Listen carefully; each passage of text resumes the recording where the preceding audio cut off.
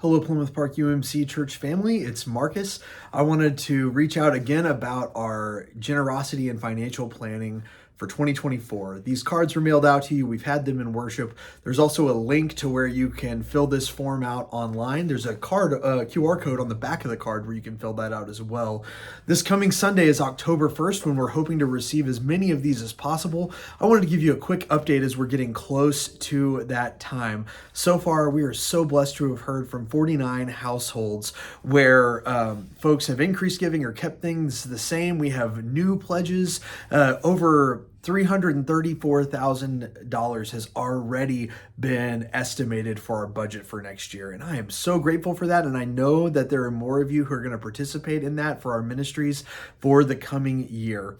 I want to say thank you for those of you who are already participating and encourage those of you thinking about it to please offer that estimate. It helps us more than you can know to plan for our ministries. This is a bit of a fireside chat about generosity for the church.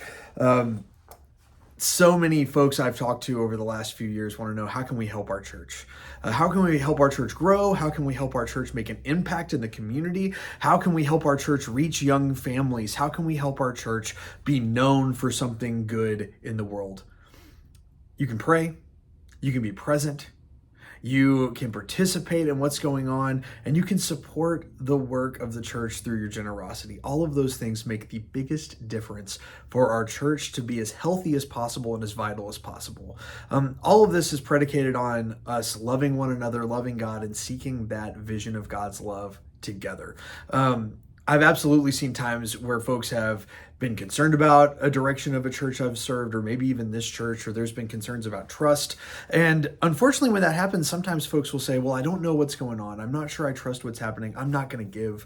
Or prove it to me. Prove to me that things are working, and then I'll participate generously. Well, friends, I think the best thing that we can do for the health and life of our church is to give what we can. Every time we all give what we can, and I put myself at the front of that line, giving what I can give from my family and my household to support the work of ministry, all of that furthers what God is doing through our church.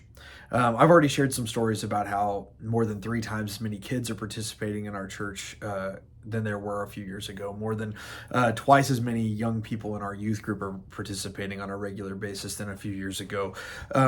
My hope is that even more pastoral care is able to happen. We're able to expand our reach online, and that we're able to keep our building up to date and maintained as much as possible. All of those things are only possible if we're all contributing what we can. So that's my invitation to you. That's my hope for you. Prayerfully to consider offering an estimate of giving. Also, I hope that that's something that you're joyful for, that it really comes from a place that you've been blessed by the ministries of our church, and that you hope our church can be a blessing for others.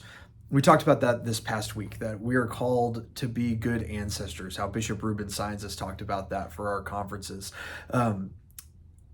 If you want our church to have a vibrant future beyond those who are currently here, giving what we can today and planning for tomorrow are the best ways to make that future promise possible. That's my greatest hope, friends, that everything we're doing today enriches and blesses the lives of all who encounter our church now, and that we are setting the tone, setting a firm foundation on the love of Christ for people we don't know yet, relationships we don't have yet, people we have not known that we will encounter, but God's love is already there for them, and our church can be there for them as well.